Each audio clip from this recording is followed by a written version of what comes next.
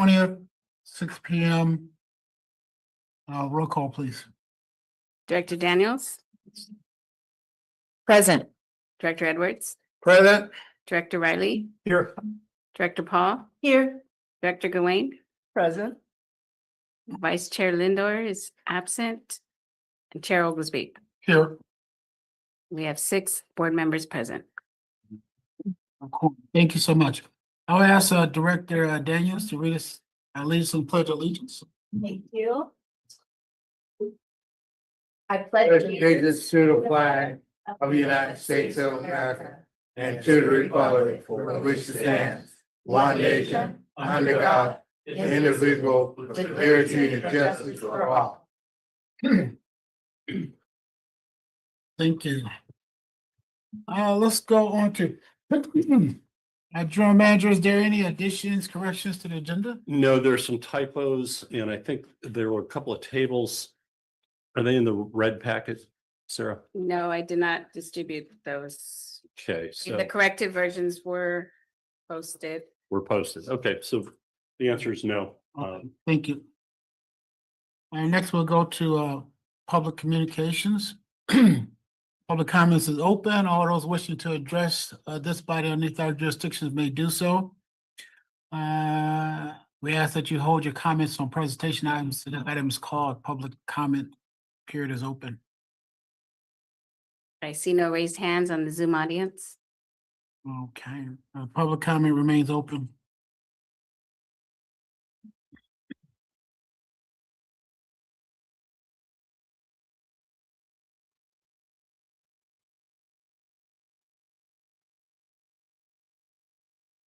There no one here, no one public comments closed.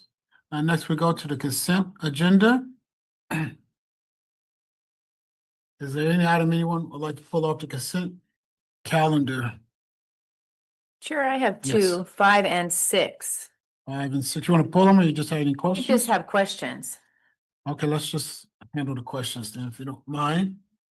And Yes, sir. Mr. Chair, pull item 3, please. Okay, all right. That leaves item 1, 2, 4, and 7, which is okay. Public comment is open on our consent calendar items.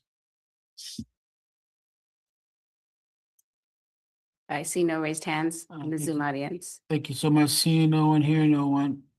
Is there any items that the public would like to pull out the consent agenda? Okay, I'll bring it back. What is the will of the board? The consent agenda only includes 1, 2, 4, and 7. I move approval. Second. 2, 4, and 7. It's been probably moved in second. All those on the question? All Aye. those in favor, use the record sign of voting, which is aye. Aye. Aye. Nays have the same right. Ayes have it. Any abstentions? Ayes have it, motion carried. Item number 3, consider authorization of various software subscriptions, agreements, and new information technology service contract with Rivera and Inc. Yeah, right there, would you want to go straight to your questions? Yeah, I'll go straight to my question. Thank you. I looked at that contract. It's something new to, a new piece to that one. Is a separate contract. I know what we order is usually 213,000, that 94, I think it is. Where is that coming from? It sound like we need to look at a new vendor. Service contract, what is that? First of all, good evening, everyone, and thank you, Director Edwards, for that question. So there are 2 pieces to this consent item, and this was discussed at length at the FSC. But we have software subscription agreements, for a variety of services, including like Office 365, Microsoft Azure, backup, and I won't be able to recollect all of it, but ERP systems and whatnot. Some of these agreements are managed by Rivera, our IT services provider. And then on top of that, they also have what's called the managed IT services agreement, where they charge us based on the number of workstations and servers that they manage. So if you look at their software services agreement, they break it out. And so like $5,000 and something is for managed services, for each workstation and server. And then they also manage some of our, dedicated subscriptions, like Microsoft Azure and such. One thing worth pointing out is that we did optimize our services. So we have less servers than before. So the amount that we are paying to Devera is going to stay the same. And plus, we wanted to go with a local vendor, and we got pricing from one other local vendor, which was like 2 times higher. And Devera seems to be very responsive and is doing a good job. And so we decided to, recommend entering into another 3-year agreement with them.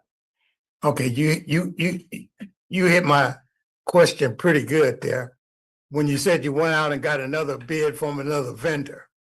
That's what I wanted to hear, because if we didn't, we should have 3 or 4 of them, but you covered it, so Yeah, we got just one more response that was twice the amount. And plus, our procurement policy also gives us the leeway to not bid it if it's a professional services agreement, because we are judging the provider based on competence levels and not just price. okay, I heard that at admin. So that's why I pulled it, because I heard that, and plus it's a separate contract, something I haven't seen since I've been here. I've seen it for the parts and stuff, the 213,000. And I still say something that high still becomes an action item instead of riding on consent. That's another reason I pulled it. All right, thank you.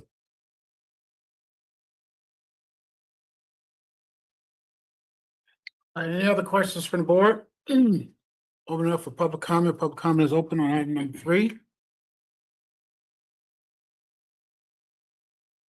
Chair Oglesby, I see no raised hands. Okay, seeing no one here, no more public comments closed. What is the will of the board? I move for approval. Second. Been properly moved in second on the question. All those in favor use the correct sign of voting, which is aye. Aye. Nays have the same right. Abstentions, here none, ayes have, motion carried. Item number 5, receive and file district-wide annual water production summary report for water year 2025. Thank you, Chair. I'm trying to remember exactly why I wanted to pull this, but maybe if you could just start by it's for clarification purposes. Production, can you define production for me, just so I'm super clear? Yeah, production is the amount of water that a well produces or is extracted. So it's the metered amount of water coming out of the ground. So when you report your meter, this is the number. Exactly. And it's all of those reports together. So what I'm trying to understand better is what we're referring to as non-Cal-Am production and the non-Cal-Am limit. And if I'm reading this correctly, and this is all in response to, and I'm not remembering the exact item, but Thomas gave a presentation to the board the last meeting I was at. I think I've missed a meeting in between, but in particular, it talked about dryback years and how we were experiencing, even with all of our water savings, we're still having the dryback nearly every year. And in that conversation, and this is in particular in the Carmel Valley area portion of District 5, we've got Rancho Cañada Villages and One Carmel coming online. And it was just left as sort of an open question. What is that going to mean for the health of the river? So the question I have from here, if I remember correctly, is how much do we get to pull non-Cal-Am? Is there an actual limit? What is that limit? And I guess we'll just start there. Okay, we'll bring John Lear in. Very highest level is the non-Cal-Am pumpers include both fractured rock wells, which we call them upland wells, and Carmel Valley alluvial aquifer wells. There are limits on the alluvial aquifer wells. We previously established limits on fractured rock wells, but we don't anymore. So for all practical purposes, there are no limits on those. Okay. And then keep in mind, One Carmel is deemed by the courts to be a separate aquifer from the Carmel Valley alluvial aquifer. It's up for question still. It's There are not limits on all of the alluvial buffers. Been determined by the the- judges. by the but court. Yeah, yeah. They Okay. put their hydrogeologist cap on and make their Okay. determination. So just, That said, yeah, Rancho Cañada Villages is based on prior pumping of the golf course. So it's not like it's additive as new pumping. Yes, there was a gap between fallowing of the golf courses and bringing that water back online, but it's an old use that's being restored. So then I'm going to limit my questions for Jonathan. Of the wells that are active, do we know how many of those are coming out of the river or even the Carmel Valley alluvial aquifer, just for my own benefit? And just the fractured rock aside, like how many, what is the limit that we're allowed to pull? Because I'm looking at this document and I'll just cut to the chase. It says combined surface and groundwater production from all sources within the district water year was calculated at 3,332. And I'm just trying to understand what is CalAm, what is non-CalAm? Yeah, so I can answer that, and it's probably a three-tier thing. This program is a program that everybody, including CalAm, that has a well has to have a meter on their well and report to us. And so we amalgamate all these data. We absolutely know where they're pulling from in the resource system. The allocation EIR is the limit that you're looking at, which was when the district first started allocating water. And that is not parsing out the Carmel Valley alluvial aquifer versus other areas in the basin. And so your question is even kind of more nuanced than this report. And we do have that information as well, that we could bring back to like the Water Supply Committee or whatever that wanted. And so I would need to go in and pull that out. Stephanie was talking a little bit earlier. It depends on the evolution of when you had a well, when you got it permitted, at what point in time in our rules, when was a water limit set on it. And so Jonathan, is there just acre feet, like how much do we pull that's a non-CalAm? How much do we produce in the district? Non-CalAm. That's the answer that's in this report right here. And that was which number? The 3,000. So it's if CalAm's pulling around 10,000 and the rest of the people are pulling around 3,000. Got it. It's the difference. Okay. Yeah. Got it. Okay. Thank you. I just, it's becoming clearer for me, understanding the full water picture. We focus a lot on CalAm, the CalAm side, but our responsibility is all of it. And that was a really, that report was eye-opening.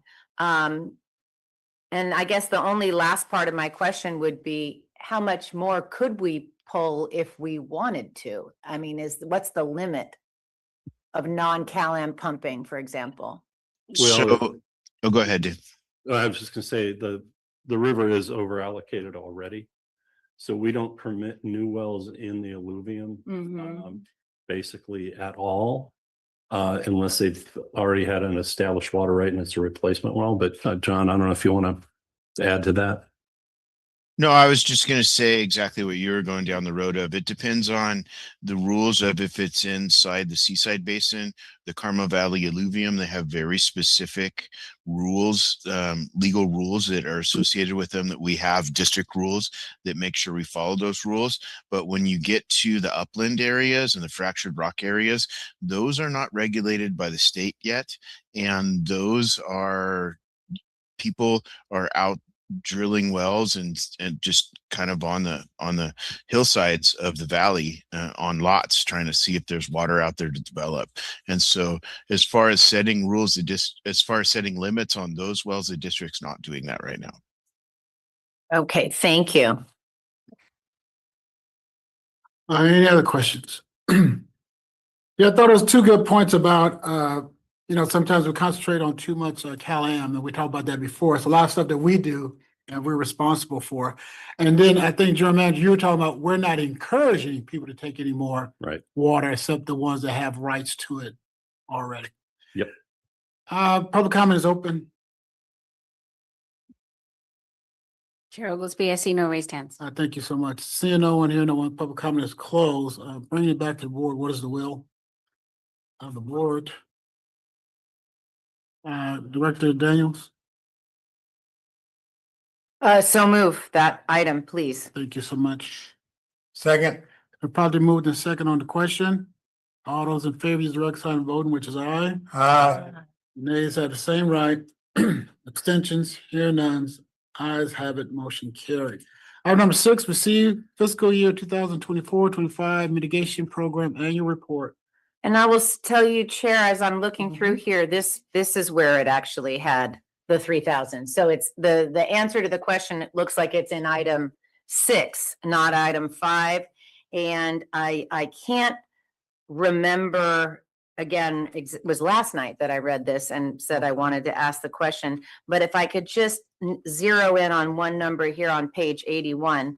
So the option 5 was set as the new water allocation limit, and it's a limit of 16,744 acre feet. So that's our limit. Is that but we're only pulling at this point between both CalM and non-CalM around 1,300 and some change or whatever it was. Is that accurate? Correct. And that, Okay. and not looking at the right page apparently, but that limit was set a long time ago, and the limit has since been changed Got it. to the regulatory limits. Got it. Both the state and the adjudication and seaside. I think I was just trying to understand the definition Yes. of limit. So that's helpful. Thank you. That's all I had. All right, thank you. Any other board questions? Public comment is open. Chair Oglesby, I see no raised hands. Thank you. Seeing no one here, no one, public comment is closed. Bring it back to the board. What is the will? Now the board, Director Daniels. It's been Second. probably moved in second. Got that, Sarah, by who? I see Director Daniels, or was it Director Gawain? Riley. Riley. Riley Yes, was Riley's motion. motion, yes, Daniel's a second. yes. Uh, Got it. Any questions? All those in favor use the regular sign of voting, which is aye. Aye. Nays have the same right. Abstentions, hearing none, ayes have it, motion carried. Thank you. Let's go on to the item number 8, General Manager's report. Thank you. There are more pages in here than we were really going to talk about, so it won't be burdensome.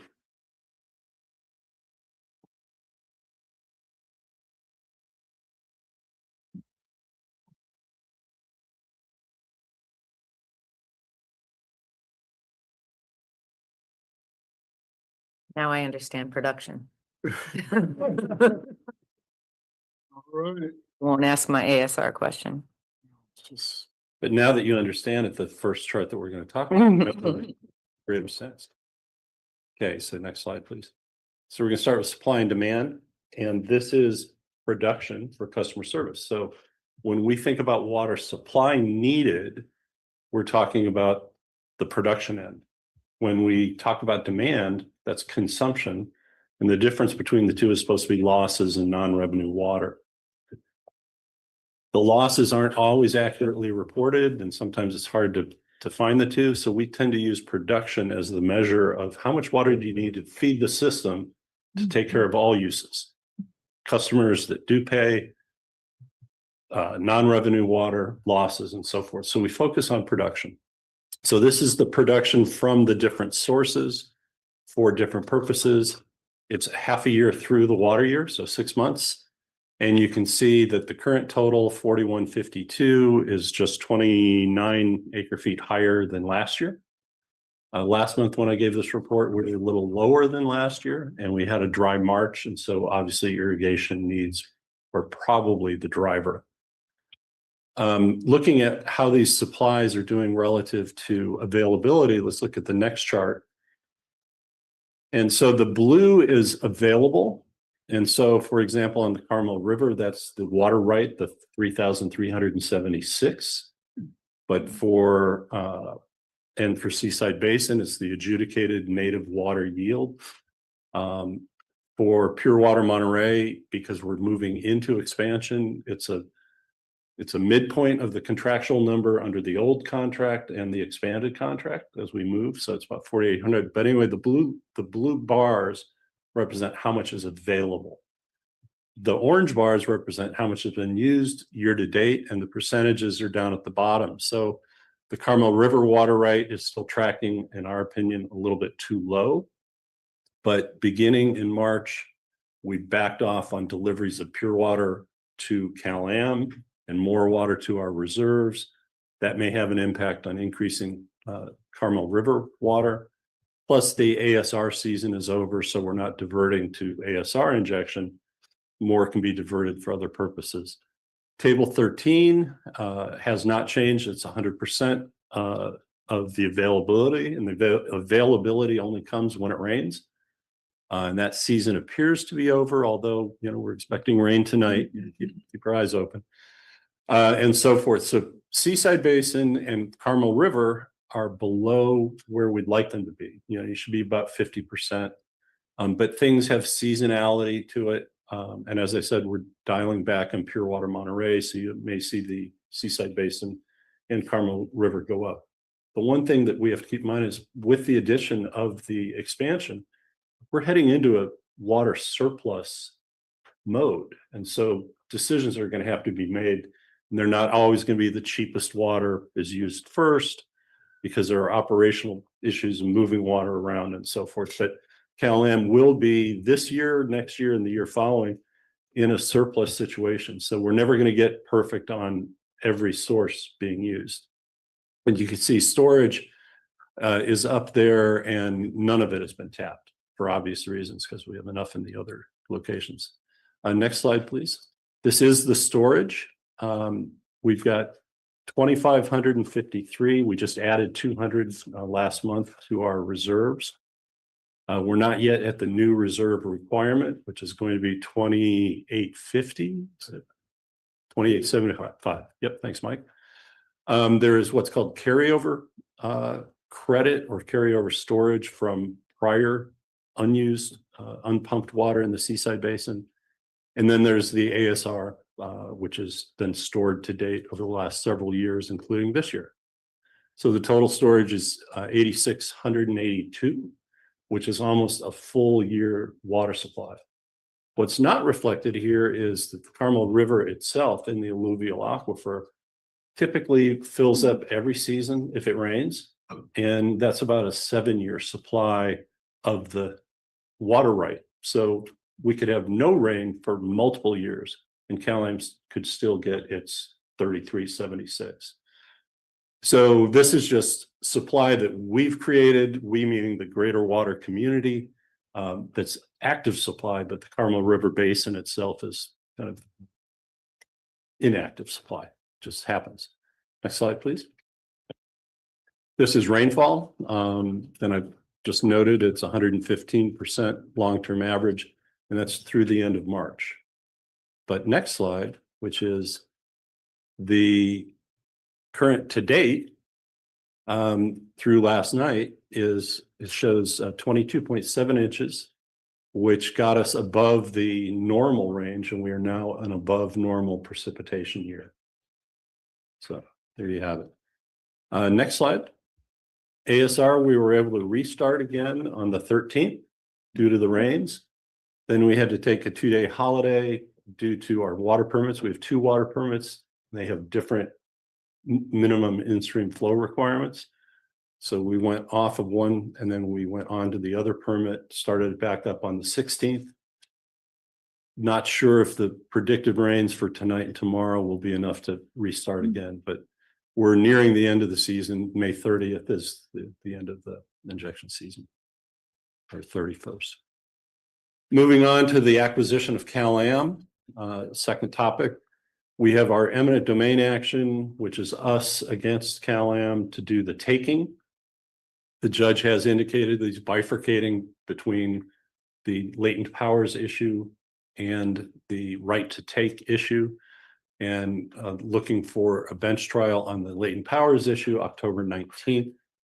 So we're beginning preparation for that.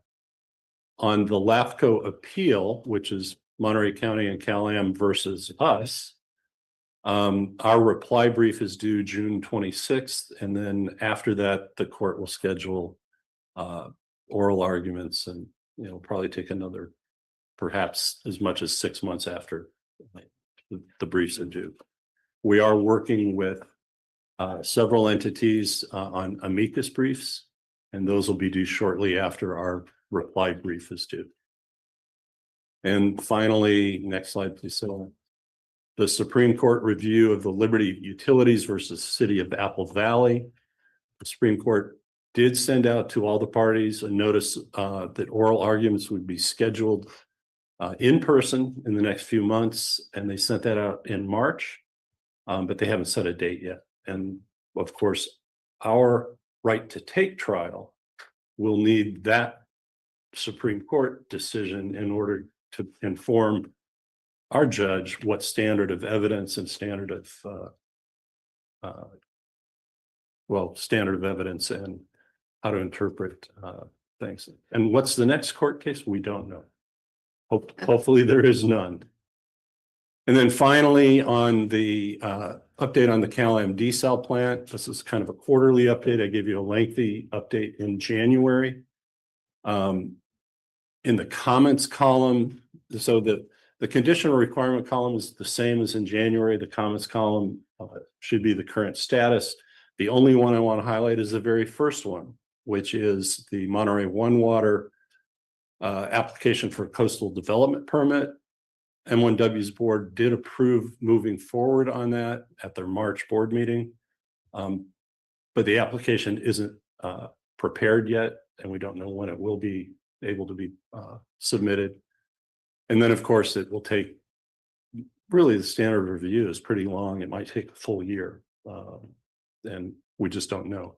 And that's the only change. All the other conditions that were not satisfied January 26th are currently not satisfied April 20th, and the other conditions that were previously satisfied remain satisfied. So not a whole lot of movement on satisfying the 20 Coastal Commission conditions. And I think we'll leave it at that. And the rest is pretty self-explanatory. Any questions? What? Good report. You hit everything, but you know what I like to hear about the CDO. Yep. What's up? Are we gonna send a letter to them and we made that one of our goals to send a letter and ask them, can we please have our hearing? We sent a letter asking, could we please have our, well, we sent two letters. We sent an email saying ex parte rules don't apply to procedure by the state water board's own memorandum. And their response was, we're so skittish that we apply ex parte rules to everything. Okay. But they did assure us that despite the lack of communication, they're working on it. We followed up 3.5 weeks later with a letter similar to what the board discussed at our last meeting. And we indicated that the law, the code, seems to imply a promptness of response to getting to a hearing. And we raised the prospect of a writ. So in other words, we've made the threat that we could file a writ. And then they brought out their strategic plan for the year. And they had a number of items, maybe 13 or 14 items that were immediate priority. And then they had a number of items that were ongoing priority. And the cease and desist order was in the ongoing priority category. So we sent yet another note saying, we strongly, you're going to adopt your strategic plan tomorrow. We strongly urge you to move the CDO from ongoing to immediate. Mike was there that day. That email was noticed and recognized, and even their general counsel said, are you going to make comment on that? And Mike said, no, enough's been said, but so they know what's going on, but they are absolutely being incommunicative otherwise. Okay, you know, in the past, we used to get CCs on some of your letters that you send out, you know, and I think that one letter, if you can send it to the board and in some way we can make it public, that's why I've been trying to get that letter brought out here to the full board so everybody can see it and they know we are acting. Yeah, So, and I will also send you, there is a website that they've created on the state board's web address. And they typically post all the correspondence. I haven't checked it in the last few weeks, but like all of our letters of support from the community are in there. Our filings are in there. So I'm assuming this letter's in there, but I'll get you that letter as well as the link to the state's website. So you can see Okay. that. and for the website, is the desal plan coastal commission condition, do we have that on there? That we could update so people can look at that? I'm not sure. I'll look into it. If we don't, we should put this on there so they can stay up to date. But besides that, good report. Thank you.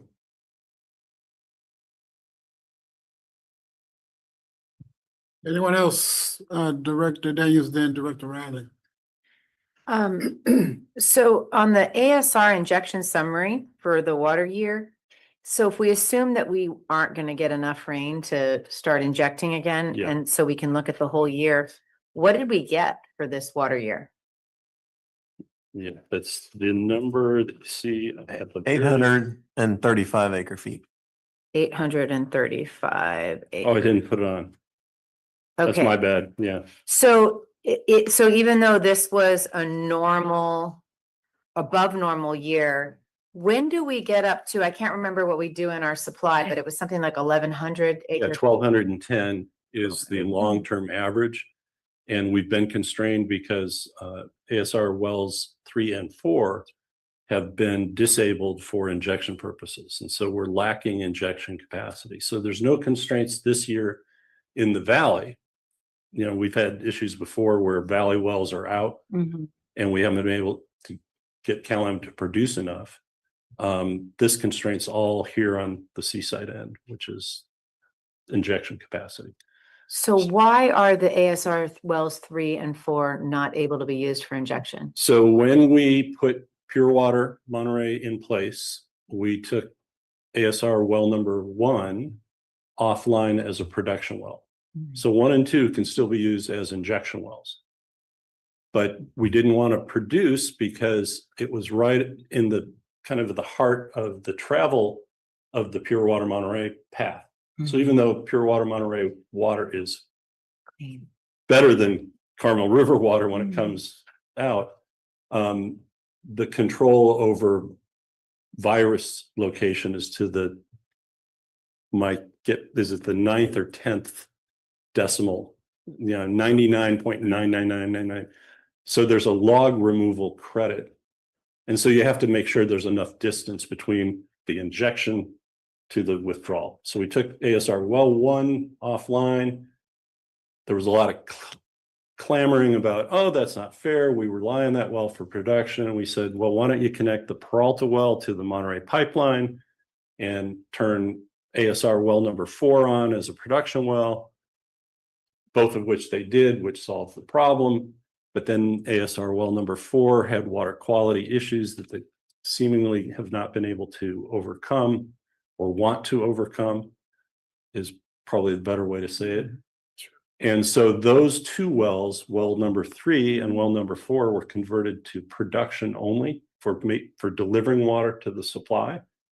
And they took out the key component of a Baskey valve that allows flipping it into injection mode. So normally we probably would have used 1 or both wells for injection. And we'd really love to have 1 more injection well in that field. So would that, do you think, have gotten us in a year like this year to that 1210-ish range? Absolutely. So several years ago, I remember Senator Laird was able to get some money for a well. Is this the same kind of injection well we're talking about? Different, but that was the injection well number 6 for the Pure Water Monterey expansion, Okay, which was on time and in budget and completely reimbursed from that discretionary money. so my question would be, do we have a, as part of our, long-term planning? ASR just seems like such a clean, it's water that's either gonna run into the sea or Yep. it's water that we could capture. And then we could double the acre feet, it seems. So what is our long-term plan to try to, So through the Get- current rate case, we're hoping that the PUC directs CalAm to convert well number 4 back to an injection well capability, especially if they continue to not use it for production. and would that solve this problem? Yeah, Okay, well, number 4 to an injection. exactly. And there's a little bit of plumbing that would have to happen. And John, feel free to weigh in if I'm saying anything wildly incorrect.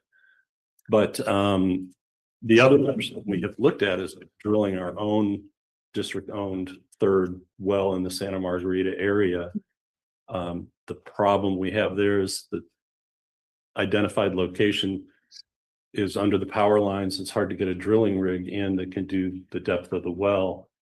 And we haven't gotten a final answer if there's actually no way to get a drilling rig under the power lines, but it's legit.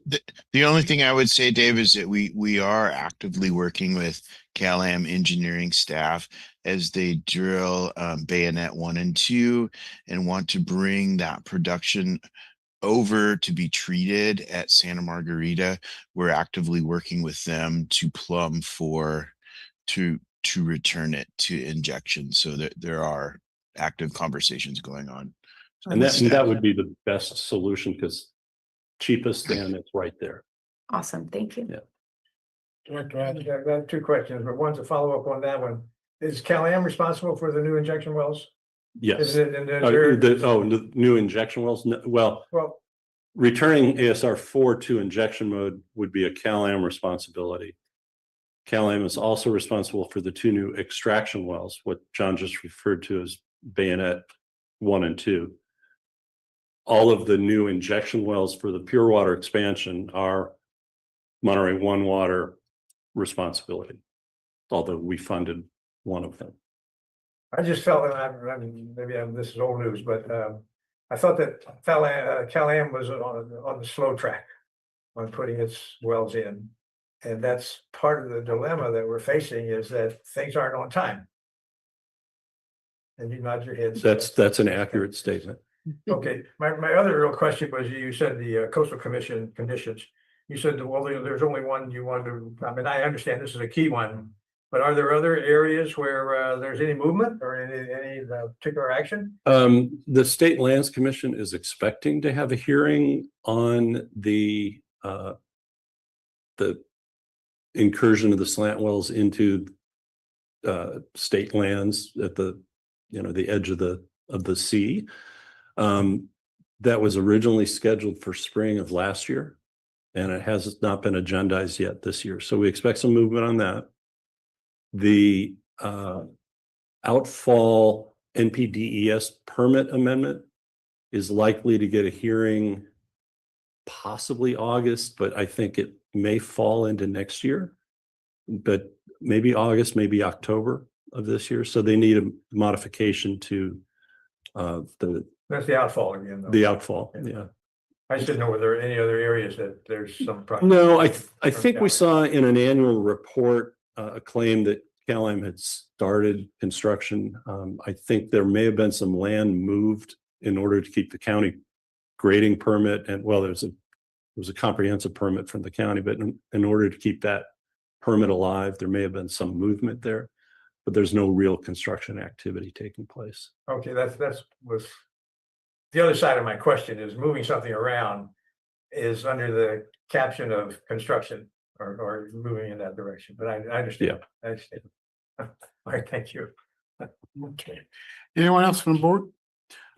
Public comment is open.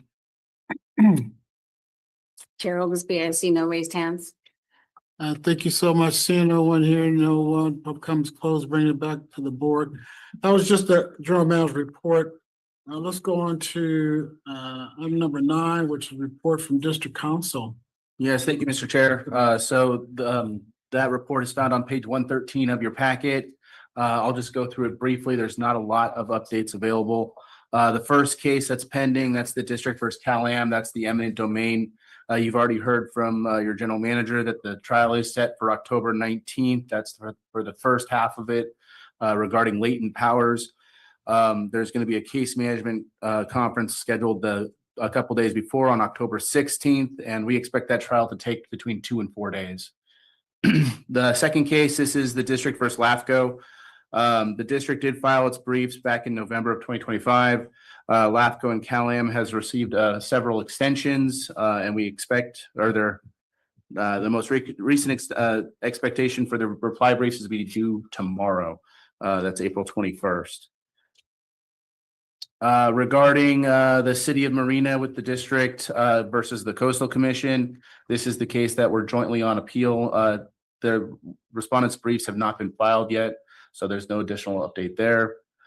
Looking at matters regarding the PUC, the general rate case is currently up in San Francisco under hearings. And there is a potential settlement of some of the issues, but not a full settlement has been issued. And the hearings are ongoing. So that's kind of the update there. We'll have more after this week to provide. Regarding the PUC's acquisition rulemaking, the internal statutory deadline to issue a decision was extended to September 30th of this year, and the matter was reassigned from John Reynolds to Derek Hawk, and this was back in March of 2026, March 26th. The last update is the district versus the State Water Resources Control Board. This is the Sierra Club's attempt to obtain attorney's fees. There was extensive briefing and a trial was held. Ultimately, we received a ruling in our favor. However, we did receive word that the Sierra Club has filed for an appeal. We think that there's a very good record in the written opinion that was issued in the district's favor, but the Sierra Club is seeking substantial attorney's fees, so they're going to try to push as far as they can. So we received a notice that they intend to appeal. We have not received any official filing or case number. Once we get that information, we will provide it to you. That concludes my report. Thank you. Any questions from the board? Taking out to public comment. Public comment is open. Chair Oglesby, I see no raised hands. Thank you so much. Seeing no one, hearing no one, public comment is closed. Directors' reports, including any trips, conferences attended on our behalf. Starting on this side, just George. No, go ahead. No, this. No report. The Water Master met, and it was good to be back at a Water Master meeting. It's kind of round robin for me, but anyway, I was glad to participate. The most contentious issue, the most time consuming, it wasn't even particularly contentious, but the most time consuming issue was a new rule to how to approach a pumper who inadvertently could not meet a reporting requirement. So we spent a long time about what the options were available to the Water Master in order to implement their failure to comply with the rule. So it's trying to find some way to do that. I know, anyway, it's not particularly important here, but I just want to say that they were working on some details and trying to clean up just a kind of a leftover issue that existed there. And it's been a fair amount of time discussing it, but I thought it was a good discussion. So anyway, that's all I want to add. Okay. You want to bless you. You want this stuff? All right. Okay, let's go on to our public hearings. Item number 11. Consider second reading and adoption of ordinance number 201. Amending rule 10, 11, 23, 24, 25.5, 33, 1. 141, 160, 163, 164, 165, and 167. I think Stephanie, are you ready? Thank you for the introduction. Yes. Yes. Tonight, this is the second reading and consideration of adoption of ordinance number 201. Sarah, there we go. It's the first of several ordinances that are intended to update and clarify the district's rules and regulations in support of the board's mid-level strategic goal number 6 to update and prioritize district rules and regulations. Most of the amendments are administrative, so there are not any really huge ones. At the last meeting, we walked through all the red lines and changes, and I'll just kind of highlight those this evening. Between first and second reading, legal counsel completed review of the document. So there were some minor edits.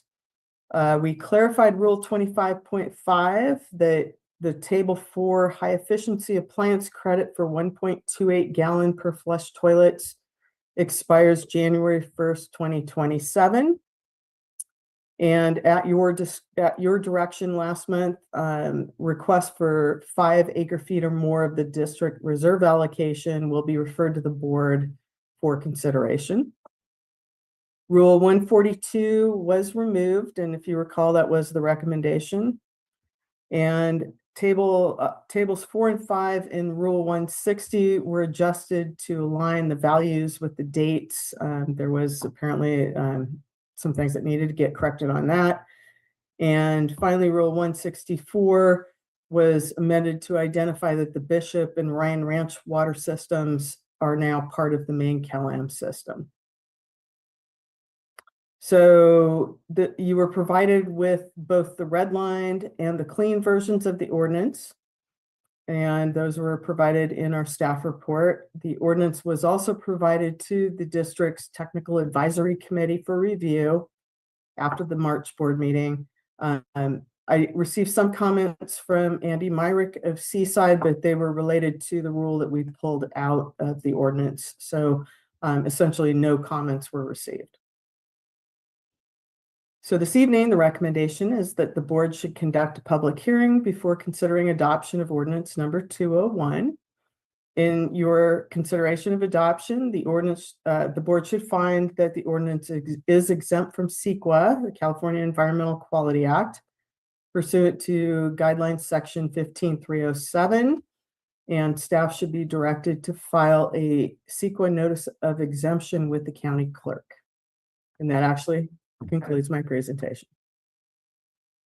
Yeah, thank you. Are there any questions from the board? Okay, seeing none, we'll open up for public comment. This public hearing is open for public comment. Chair Oglesby, I see no raised hands. Okay, thank you. Public comment remains open.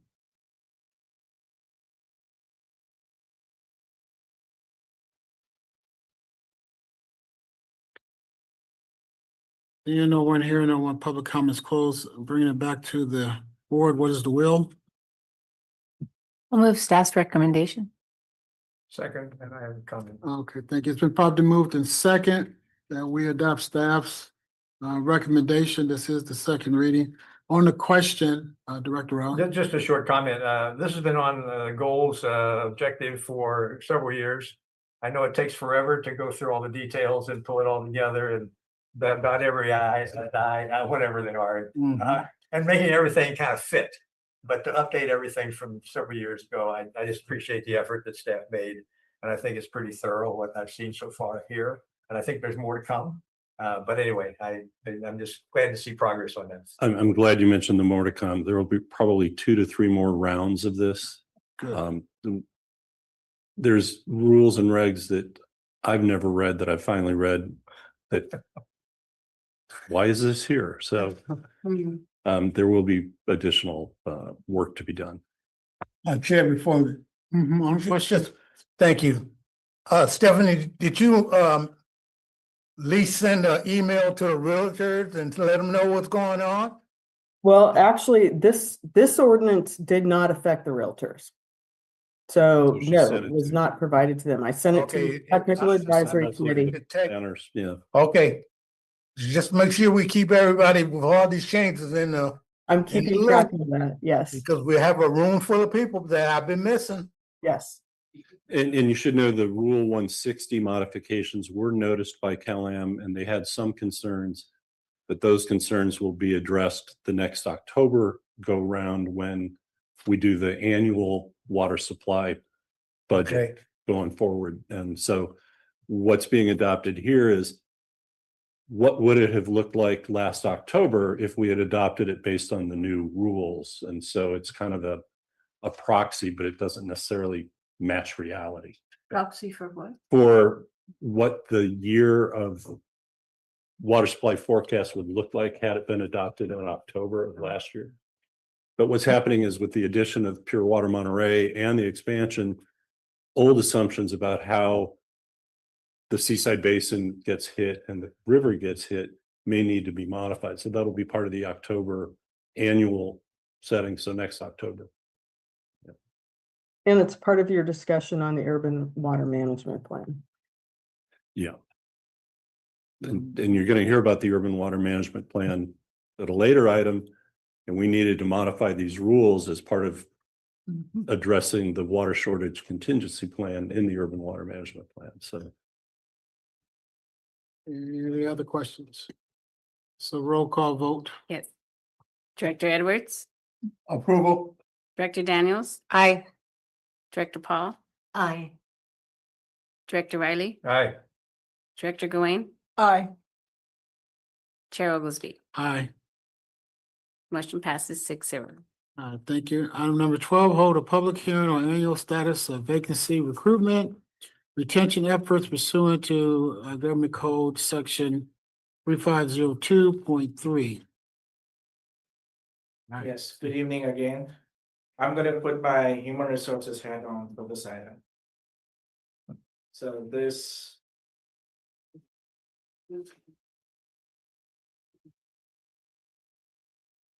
So this staff report is being provided to meet the requirements of Government Code 3502.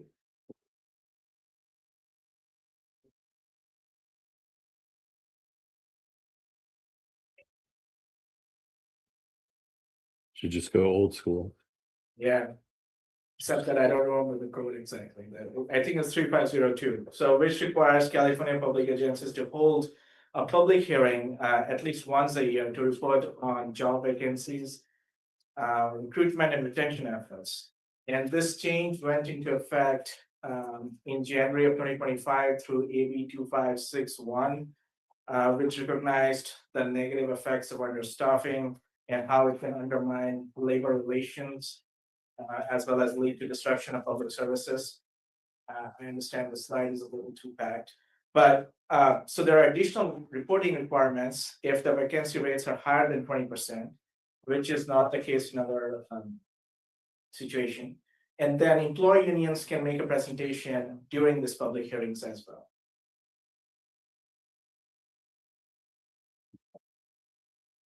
So we have 3 bargaining units: journal, management, and confidential. And we have 5 divisions. So currently there are no vacancies across any of the bargaining units.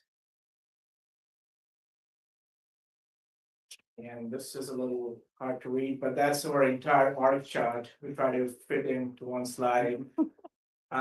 There's the general management unit, the general manager's office at the very top, and then, the 4 legs are the 4 divisions. And the 2 boxes in yellow are the 2 positions that are being recruited currently. One's for a water demand manager position, and the other is a conservation or a water demand analyst. One correction, it's the board of directors at the very top. Just, Oh, well, yeah, and then ratepayers at the very, very top. strategic planning.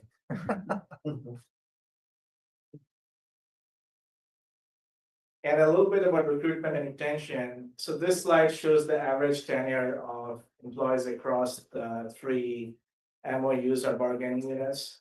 And you can see 2 distinct groups. One's, there's a big group of employees between 1 and 5 years. And then there's another big group of employees beyond 10 years. So that speaks to the fact that this is considered, like employees want to stay here. And that speaks to our retention efforts. In terms of our recruitment, most of the recent recruitments have been in-house. We post these recruitments on the district website and on other job boards such as CSDA, Government Jobs, Indeed.com. We also go out to external recruiters from time to time, and we have also used RGS or Regional Government Services for some recruitments. In terms of retention, the district offers competitive salary benefits. In 2024, when we did the MOUs, all the employee pays were kind of recalibrated to market rates. And those MOUs also included cost of living increases. We have good relationships with the union. We have frequent communication with them. The district offers a great work environment and also offers learning and development opportunities through various associations, including CSDA, ACWA, and others. And then there is also recognition and appreciation in the form of distinguished Dowser awards and other things. And in terms of risk management, we do quarterly inspection meetings, especially for our field staff at the ASR facility in Sleepy Hollow. And then we have programs for health and safety. And we also use trainings that are provided by SDRMA, the Special Districts Risk Management Association. So that provides a little bit of an overview of what we do. We are a pretty small organization, but we have pretty kind of robust systems in place, and we offer good benefits that of that. So that's the Thank you. Can you go to the last slide, Sarah? What was the last slide? I thought, The one before that? yeah, well, no, I thought one came right after that. Oh, it's for the next presentation. Oh, I'm sorry. Okay, any questions from the board? Yes, Dr. Paul. Thank you. The unions were told that this item was on the agenda. They could comment if they wanted to in this report. I'm sorry, I didn't get Were the unions, Oh, I haven't heard anything from the unions. That's my third case. No. The question went, did we ask them? That was the question. Did we ask? Did we notify them that they Yeah. could comment if they wanted to? I personally did not. I keep that in mind. I mean, the agenda is public. They Yeah. can see. that And it's an annual requirement now known by the unions, and it's, the legislation was actually pretty much pushed by the unions as well. So I Yeah. think They're aware. they're aware. And we're not reducing any, Right, we're not eliminating. and we have no vacancy. Yeah, no vacancy. Okay, well, It's a good in that case, it's reasonable to assume they're aware and felt there was no need to comment. That's good. Yeah, Director. that's one. Public outreach is a contract. Who is the other one? You said, All the contracted services that we had, so there are two contracted services under administration, which is information technology and GIS services. okay, Then there are other contracted services under the general manager's office, which is outreach with Bellman. And The legislative lobbyists, so. Oh, okay, State okay. and federal. all right, and a bunch of new. thank you. Anyone else? Public comment is open. Particularly for any, Chair Oglesby, I see no raised hands. okay. Bring it back to the board. What is the will of the board? Move approval. Chair, this is just a receive the report. There's no action required. Oh, okay, Yeah, we'll talk about how to put that on the agenda then. You don't need to have a recommendation if there's no need to receive, Okay. All right, thank you so much for that, District Council. Let's go to action number 13. And before Nichelle tells you what this is, I just want to give you the high level overview. We said there's no openings currently. Well, there's about to be one.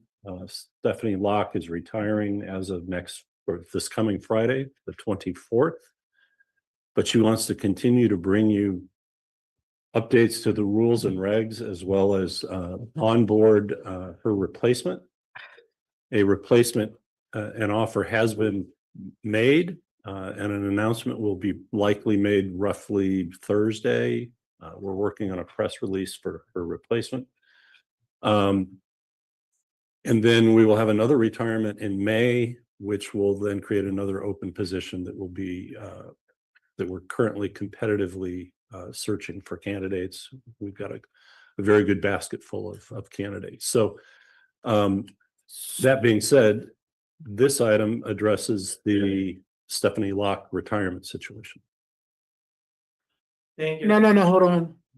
Hold on. Let me read the agenda item first. Yeah, right. Okay. Sorry about that. I guess we already got the report, so let me read the item and open it up.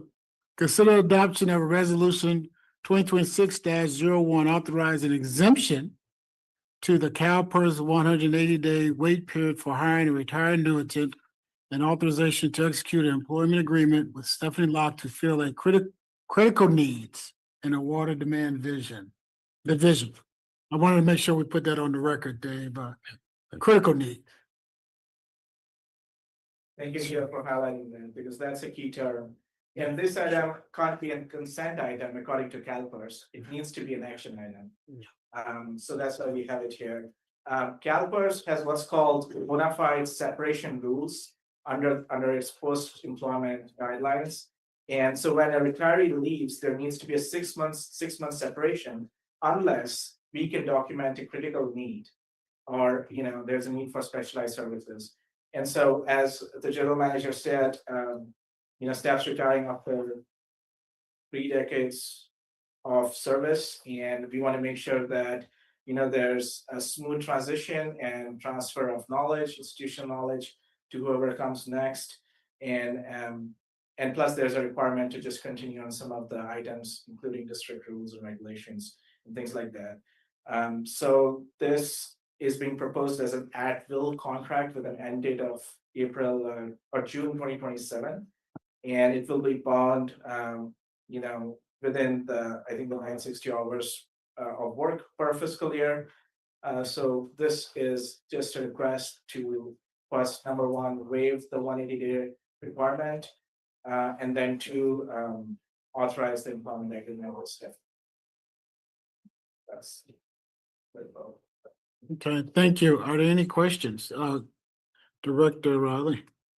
I have a question, and does the retiree collect both pension and a wage during the 6 month period that they're extended locally?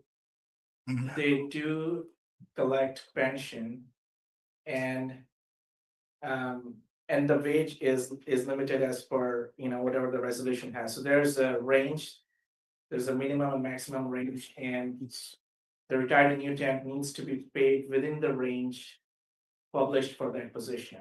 So she'll be an hourly employee, and she'll be collecting pension. But she will not be receiving any benefits on the wage. So there's no health, there's no additional PERS on the hours that are spent. It's just Cash. Yeah. And then up to what, 460 hours? 960. 960. Yeah, We're half- hoping it. Half a year. Yeah, we're hoping it's not that. We'll let George finish. Go ahead. No, that was my question. Yeah. Thank you, Director Edwards. Chair. So how come we won't put a number in here for a cost estimate? I've been seeing a number of these coming up, but we don't put a number in here, how much it's going to be costing us, because we're going to be paying 2 salaries. We did put an approximate estimate for this year. I think it's 30,000 for this year and 88,000 for the next year. For that position or for the whole district? So what we will be adopting the budget, and this retired annuitant position will be included in the budget for next fiscal year. For this fiscal year, there will be some savings, and so I think we have the money to pay for this year. Okay, but how much is that? In a few, I like to see how much. In the $30,000 range for this fiscal year. Yeah, how much you get an hour? What's our hourly rate? Put that in there. $91 an hour. I think it's in the resolution somewhere. Oh, okay. Thank you. Thank you. Anyone else? Before we go out to public comment? I'll just make a statement. You said Michelle, I don't know when you said, well, you just said it, but I don't remember exactly what part you put in. But we're saving money either way. I think you just said you're saving money this year or you save money. The thing is, we're saving money by having her fill that position because she gets her retirement no matter who fills it. Right. Right? And so a full-time person gets a full salary plus benefits. But you're Still- hiring her replacement as well. But And the replacement is actually at a lower range, right, so right. it's That's for training purposes. exactly. Right, so that's what I'm saying, you're saving money no matter what. I just didn't want it to seem like somehow we're not saving money because we're saving money. All right, go, I'll open up public comment. It's pretty straightforward. Chair Oglesby, I see no raised hand. Okay. Seeing no one here, no one bringing it back to the board, what is the will of the board? Move approval of resolution 2026-01. The second. Been properly moved to second on the question. All those in favor use the regular sign of voting, which is aye. Aye. Nays have the same right. Abstentions? Hear none, ayes have it, motion carried. Let's go to item number 14. Receive report and review draft 2025 urban water management plan.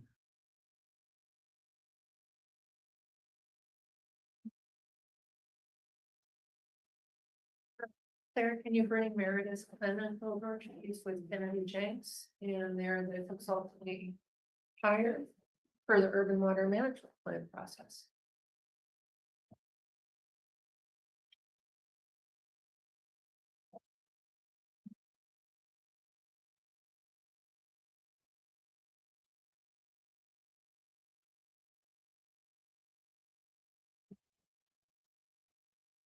Hello, I think I'm here.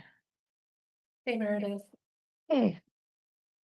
All right, we've talked with a couple committees about the urban water management plan, so this will be repetitive for several of you. The urban water management plan is required by state code to be prepared by suppliers in order to ensure that they're looking at resources long-term, looking at various conditions, ensuring that the urban water supplier considers potential changes in supply related to drought and that there will be sufficient supplies in the long run.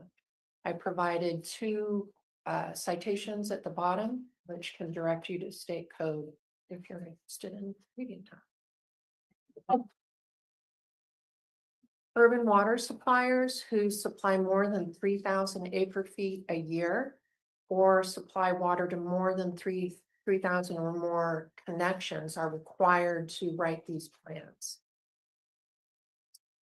These plans are due for the entire state on July 1st of 2026. They get updated every 5 years, so we'll see you all again in 2031. DWR does review these plans. They make sure they are complete in meeting the state code requirements. So they have, sometimes there's some back and forth that occurs with them. The state code requires that data be provided either in a calendar year or fiscal year basis. At the Water Management District, we report on a water year basis, so you may see slight differences in numbers. So we qualified to be an urban water supplier at the wholesaler of Pure Water Monterey. There's a distinction in the urban water management plan between wholesaling and retailing in the sense that there are different requirements for retailers and wholesalers, but we're only required to write ours as a wholesaler. We also have and rationing regulatory authority.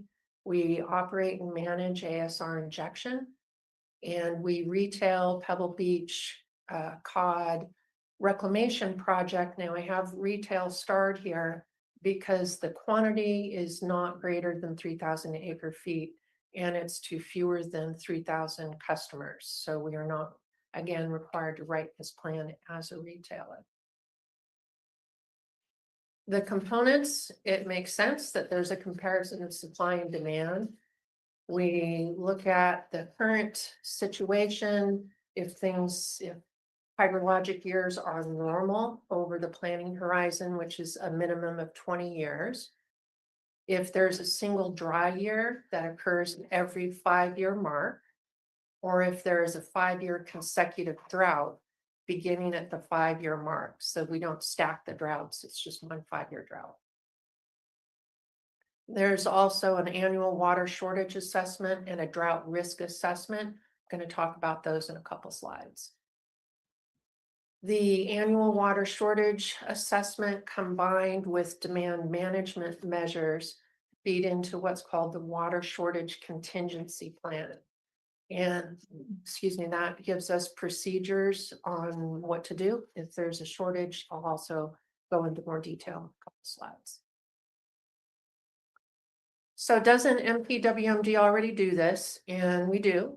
There's planning that the district does. The general manager provides supply and demand projections using the AMBAG growth forecast. That's over a 25-year horizon.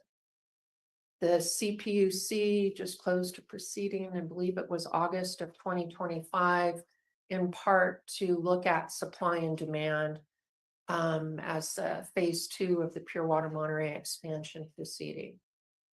We also have a quarterly water budget process. John Lear brings that to you all for adoption. That process, the team is comprised of the district, CalAm, NOAA Fisheries, California Department of Fish and Wildlife, and the State Water Board Division of Water Rights. We all get together, look at the quarter ahead. CalAm has an estimated demand, and targets are chosen for where the water should come from each month of the upcoming quarter. Our regulations for conservation, rationing, and enforcement are provided. And we monitor frequently. Every month, the general manager provides update on where the water supplies are and how it's looking this year. Lastly, there's a quarterly water operations meeting that staff hosts for the Monterey Peninsula. Everybody who's doing some sort of potable water operation, which includes Monterey One Water, meets and talks about what's been going on and what we expect in the near future so that we're all on the same page and we have a common understanding. So going back to the plan and the plan requirements and looking at supply and demand, the water code requires that the retailer and the wholesaler coordinate. So in this case, it's MPWMD coordinating with CalAm. And after the CPUC proceeding for supply and demand, we've just provided that as evidence. In looking at supply and demand, it's a balance between the two. You've got your storage at the beginning of the year, what you produce or what is delivered, and you subtract the use or demand. So taking the 3 water projects that we're involved in, Pure Water Monterey, ASR, and the reclamation project, Pure Water Monterey storage is, well, as well as the delivery and the use is governed by the water purchase agreement for Pure Water Monterey expansion. That requires 2,875 acre-feet in storage after 3 years from what's called the performance start date. It also dictates 5,750 delivered and 5,750 paid for by CalAm. For ASR, we're a little over 5,200, 5,215. Delivery set at 1210. That's based on a hydrologic study and a lot of detail in the CPUC proceeding. And then for use, I'm going to discuss that in the next slide because it's hard to predict when the water portfolio has changed as dramatically as it has in the last 5 years. What does this look like as we move forward? excuse me. And the reclamation project is pretty simple. They use whatever COG can deliver.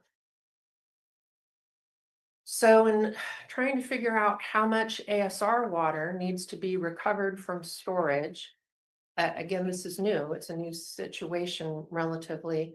We look at all of Cal-Am's potable water supplies. We look at demand, which we do every month at the board meeting, and that will inform how much needs to come out of storage. So looking at annual supplies, we have the Carmel River. We did not include water right commonly referred to as table 13 because it is weather dependent.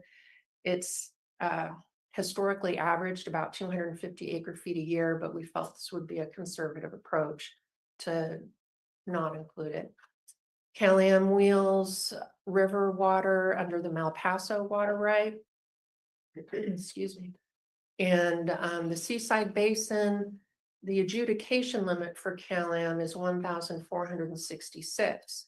We have included 766 because there's a payback that needs to happen for historical overdrafting of 700 acre feet a year for 25 years.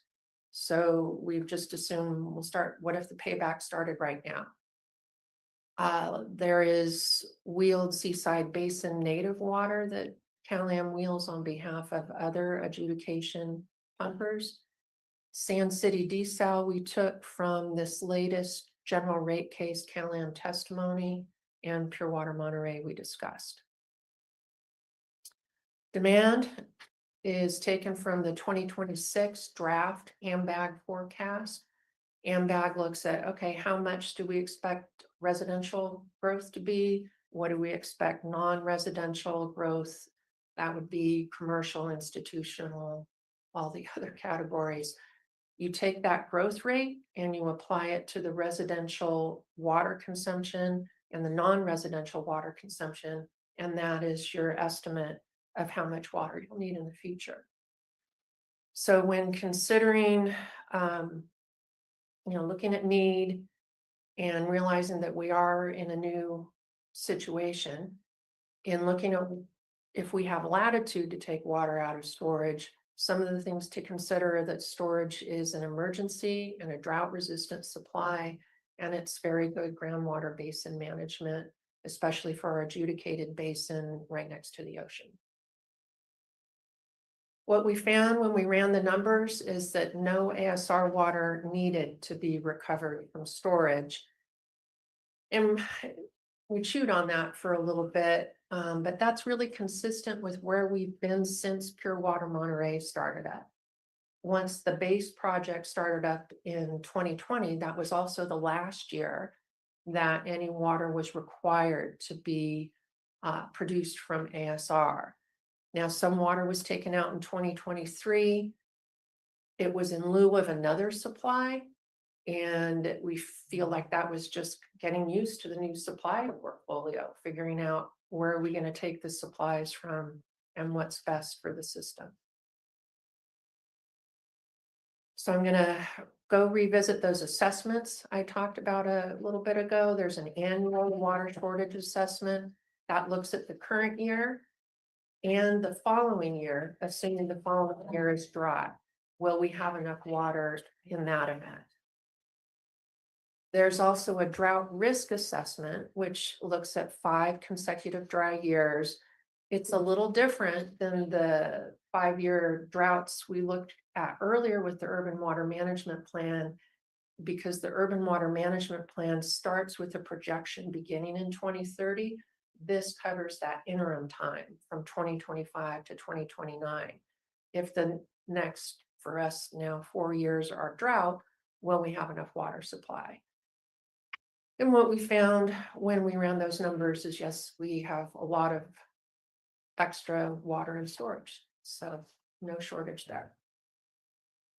In the event there is a shortage, this is where that water shortage contingency plan comes in. This is a standalone plan. When we come back to you at next month's meeting for the public hearing, we'll be bringing requests to adopt 2 plans. The second is this water shortage contingency plan. It's very similar to the district's rule 160 and regulation 15. It also gets updated on a 5-year time step or as needed, and it is also due July 1st. How the water shortage contingency plan works is our conservation and rationing has 4 stages. DWR requires 6 stages, and they allow mapping of existing conservation stages R4 to their 6. And when that's done, it essentially maps all of our conservation and rationing actions to DWR 6 shortage stages. And what you wind up with is a procedure that says, okay, it looks like we're going to be 20% short. So I go to 20%, and these are the conservation actions that we implement. The status, we sent notice to jurisdiction that's required by code. We introduced to water demand and water supply committees. We got the public board or the public draft on the website, I think last Monday, and we're at the board workshop. Next steps will be to advertise the public hearing that goes into a newspaper well, I'll talk about it more in the next slide, for the public hearing on May 18th. The final draft will be created after the public hearing and all the feedback and submitted to DWR before July 1st. For the public, I've got the link for the draft provided on the bottom of this slide. In terms of public outreach, notice to the jurisdictions is required 60 days in advance of a public hearing. We did that. We also went above and beyond and let them know that the public draft was posted on the website. The notice of public hearing is required by code per, I think it's government code 6066. We advertise in a newspaper 14 and 7 days before the hearing. At the hearing on May 18th, it'll be to adopt the urban water management plan and water shortage contingency plan. That plan will then get submitted to DWR. DWR approves it, and then it gets submitted to the land use agencies and I think a library. Thank you. I know some of you have seen this a couple times and it's the end of an evening. Are there any questions that Meredith Clement and I? Any questions? I don't have a question, I have a comment. Yeah, if you want to give your comments right now, go ahead. I think it's really well done. Really well done. I mean, it's, packed full of information that's required and required to be presented a certain way. I think it's everything is very clearly explained. It's clear, it's concise, it's presented, it reads well, it presents the visuals work. I really think it's extremely well done. And it's the first time that we've had to do it too. So you should be proud of the work. I'm particularly glad that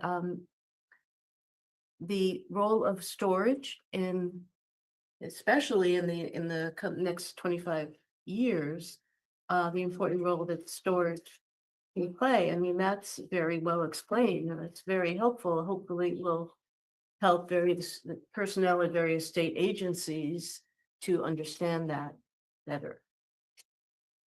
So, thank you.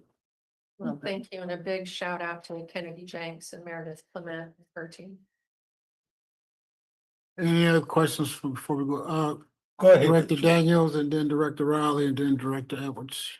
So since it's the first time I'm seeing it, I don't think I've seen it. Okay, so just help me understand the difference. The water shortage contingency plan, you're saying that's coming back to us in May, but the whole thing is also coming back. So is everything posted right now for public comment, both items? Yes. Fabulous. And they're posted for public input, and then there is the public hearing in May.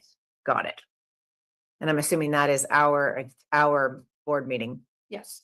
Got it. Okay, thank you. I took a shower this morning and was reminded of water rationing in the 1980s because of it. And I was happy there wasn't a bucket at the base of my shower that I was then going to use to flush the toilet. I took a nice warm shower that wasn't interrupted. We do still have buckets available. Thank you, Director Edwards. Thank you, Chair. Is there any way when you're doing these announcements that you can put on there, you can view this plan, water demand, and I've seen it at water supply, the videos, the Zoom tapes that we take. Do you mean provide them links so folks can go back and look at the meeting? Provide a link so people can look at this, even this meeting. Yeah, I think this was a high quality presentation. This would be the one to refer Well, to. Yeah. Refer them to it so they can look at it and they have it and they can see what we're talking about. I appreciate it. And every time I listen to your presentation, it gets better and better. And you really, but you know, Kennedy Jinx or whoever that is, I was surprised they wasn't doing it. You did it. And I like that. So, thank you. Director Rowland. Haven't we been doing or some version of urban water management plans in the past? And this is a new version because it's consistent with some guidelines from the state? Yes, but no. We've never focused on the water shortage contingency plan element of it, and that typically becomes an appendix to the urban water management plan or an attachment. The key features of the urban water management plan, which is supply versus demand. Yes, we've been doing that now roughly 8 years on a 4-year cycle. So probably really 10 because we did one and then we conformed it with the AMBAG forecasts on their cycle. And that's where our differences have evolved from Cal-Am's testimony with the issues of are one of the parties double counting and the other party's not, and therefore there's differences. And so whose plan do you believe? And there's a little element of that in our urban water management plan to say, you know, here's what we anticipate is going to happen. But as a wholesaler, not all the same parts are there as a retailer. So Cal-Am's urban water management plan has to include all of the supplies that serve all of their customers. Our obligation is the supplies that we have our fingers in. And so it's somewhat limited to that. What we've done in the past is much more aligned with what a retailer's urban water management plan would be, because you know our primary interest as the resource manager is there enough supply to meet future demand, overall demand and overall supply. But yeah, similar exercises. And I alerted you ahead of time, I was going to ask this question, but it's bothered me for some time now, years. Cal-Am uses the phrase peak demand. And I didn't see that phrase in here, and I don't know how it's used by Cal-Am, and I don't know how it's used by us. But it seems to me there's some man-made issues around peak demand, like car week or something, or hot weather, and everybody wants a sauna. But I don't know, where does that phrase fit into this or not fit in? So, and Mike gave you a citation in an email today. There is such a thing as maximum day and peak hourly demand, and so basically, in the water code, a water provider has to analyze what its maximum day peak hour has been within the last 10 years, and then ensure that there's sufficient water supply to meet that. And if you don't, as a water supplier, if you don't keep actual data, then you have to do estimated data. You take the maximum month, divide by the days in the month, and then you have to actually demonstrate that you've got 150%. So the maximum day is a planning requirement to make sure that you've got redundancy and sources that can meet peak demand.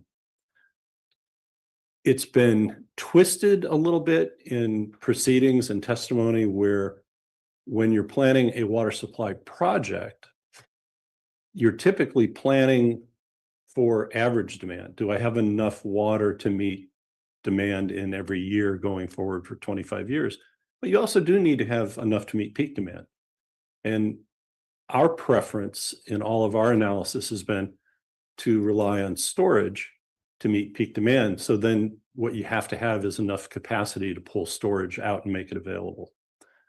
In testimony, CalAm has conflated the two at times, saying, oh, well, we're required to use 10 years worth of data to do our demand forecasting. Well, for water supply planning purposes, that's not true. And so there's been some issues surrounding how that's been used in the proceedings at the PUC.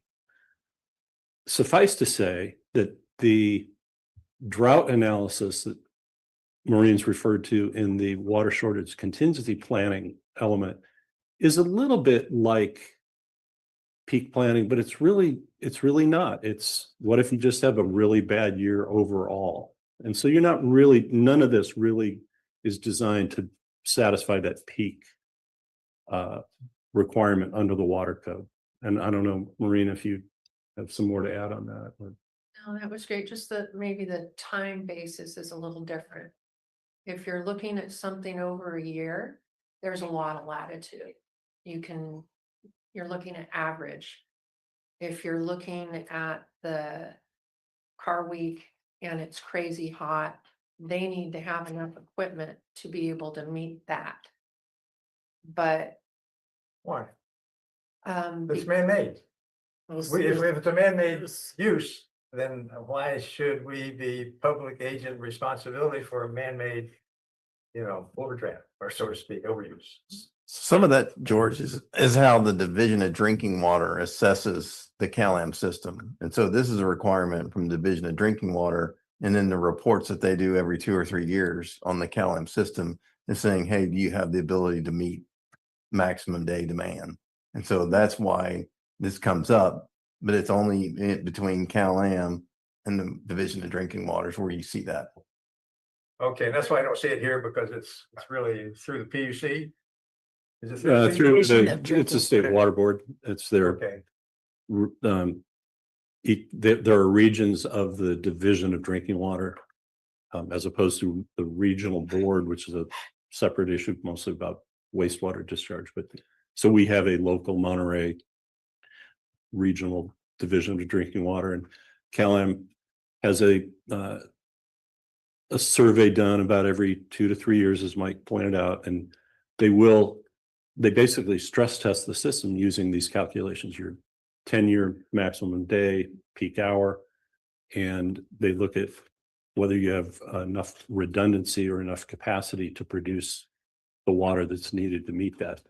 And so even though that day is created typically during car week, August, hot, muggy, and it's man-made, all demand is man-made. That's what I'm about to say. Yeah. So I'm about to say for a minute Yeah. there, Dave. So So- let's just wrap this part up. Yeah. Go ahead. No, go ahead and answer, but it's just. No, so you do have to plan for those. It's, and the economy is entitled to grow and burn as brightly as it wants to, and you have to be able to meet it. But you do use historical numbers. And I'll tell you, the max month has gone down.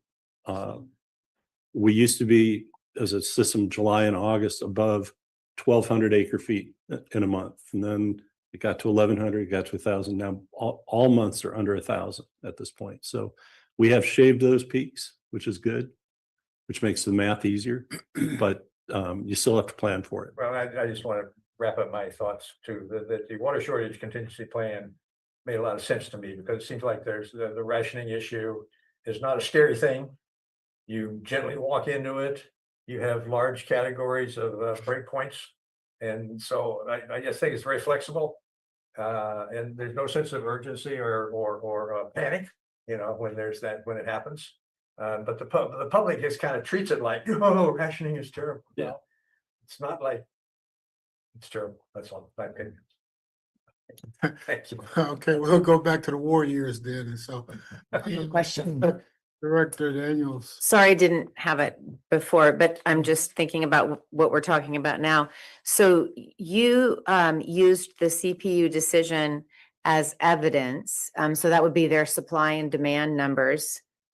Yet we didn't, the plan demonstrates that we have long-term adequate water supplies for existing and future needs. So it, even if there was some dispute amongst some about the demand side of those calculations, even using those numbers, we're able to look at our long-term water management plan, and the result of this seems that we have plenty in storage and have a plan that's going to work. Do I have that correct?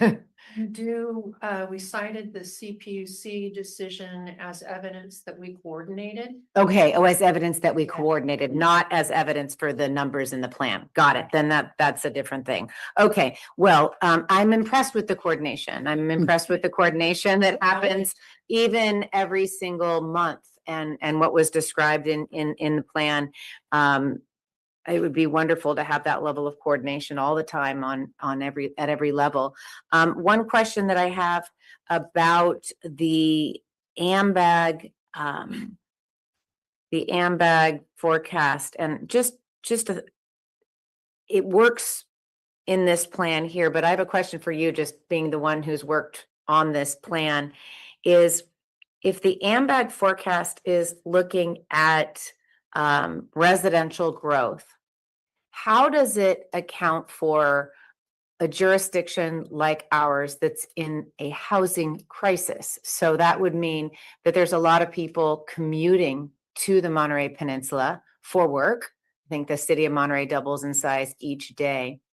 Do we calculate the potential for solving that problem ever? I'm on my supervisor hat side, really trying hard to create more opportunities for folks to remain in our community, or folks who may have been pushed out of the community to be able to come back, or folks that work in our community. Does AMBAG's forecast address any of that? Because that would all equate ultimately residents again, full-time residents again, that don't necessarily live here now. They went out, and I know the general manager will jump in if I misstate. They went and interviewed the jurisdictions. They met with folks looking at the forecasted plans and the projects in the pipeline to come up with their numbers. The transition from commuters in to residential would be covered in the residential growth. But interestingly, the non-residential, their use for non-residential would go down that bit. And is there anything, I read something, and I think it was in the first plan, the water shortage contingency plan. A number had gone down, and I don't remember exactly what number it was or even what page it was on. But is there any impact we're seeing from the loss of full-time residents? People becoming part-time residents, not full-time residents? The answer is The yes. empty homes in my district where I have Yeah. residents telling me they're the last house on the block that's a full-time resident kind Yeah, of we thing. hope to provide you a little white paper, a tech memo on that issue. We're analyzing data right now. We've got, I think, 2 years now on housing data. We want to get 5. And the other piece of it is school enrollment. You see school enrollments are going down, and that has some translation to what the future of population will look like here. And so the short answer is yes, it has an impact. Got it. The longer answer is we like to come back with the discussion of that. Thank you. Anyone else? Yeah. Director Paul. On the subject of housing, I noticed somewhere in the draft of the first report, where you discuss the demographics and income levels, and you say that a high proportion of residents of cities of Monterey and Seaside are renters. Well, City of Pacific Grove actually on its website says that 54% of housing units are occupied by renters. I don't know if you want to include that or not, but Probably more higher than people would assume, yeah. My other question related to energy intensity of our water supply. So that was interesting, and I'm looking at page 6-12 of the report. I guess it's energy intensity of all sources combined, is that? No, it's just for the facility that we control, which is the Santa Margarita site. So there's power associated during injection season with back flushing. And additionally, the treatments are seaside, the majority of seaside groundwater basin production is on our Santa Margarita site. So that power is in our records as well. Okay, so limited to that facility. Well, yeah, I thought it was the whole system because the heading says energy intensity of the Monterey Peninsula Water Management District system. But okay, you clarified that. It would be interesting to know the energy intensity, and I don't expect you to answer this tonight, but it'd be interesting to know the energy intensity of the Pure Water Monterey facility and how that compares to other recycling facilities and how that compares to desalination facilities. Yeah, we actually analyzed that at one point. But the current energy intensity, I think we can come back to you with something. Would be good, thank you. Anyone else? Yeah, go ahead, Mike, if you want to make a comment. Yeah, just one comment. You know, I worked with Maureen and Meredith on this process, and it was very methodical. And, you know, I'm just super proud of where we are and this product that we're delivering. These aren't easy, and to get into the details like we've done is really encouraging. And, you know, Supervisor Daniels, I think there may be a little differences between supply and demand, and that's okay. But, you know, we have coordinated and we've tried to do the best that we can do and with the data that you see here. So just a big lift, and it's one that's taken a year to get here. Just really appreciate Marine's effort. Yeah, Maureen and Meredith both. I mean, this is a fundamental first step, and we really had to do it right. They did a fabulous job. Okay, let's open it up to public comment.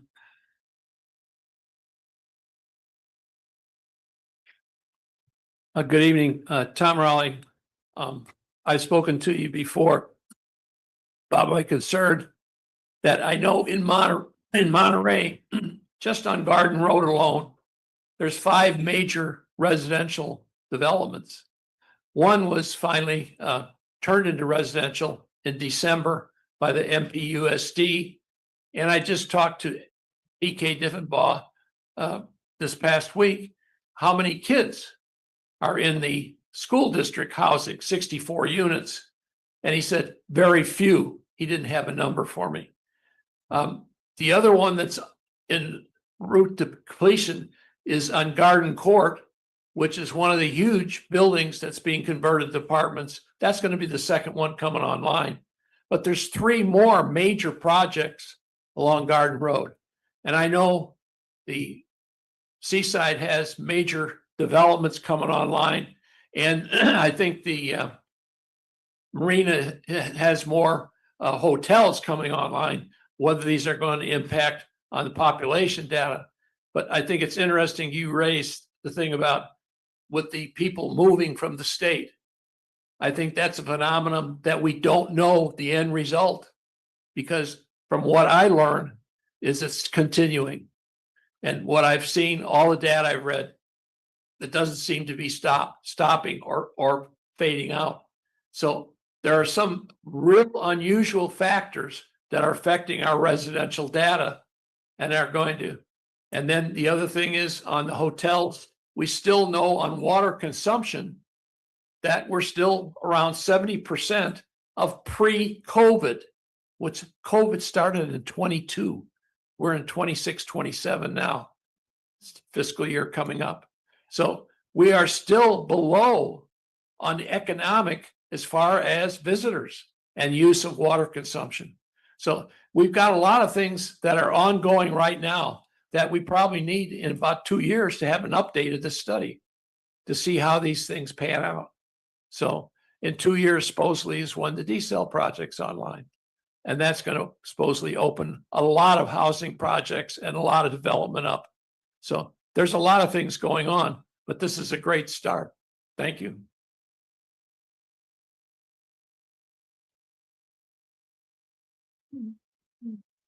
Chair Oglesby, I see no raised hands.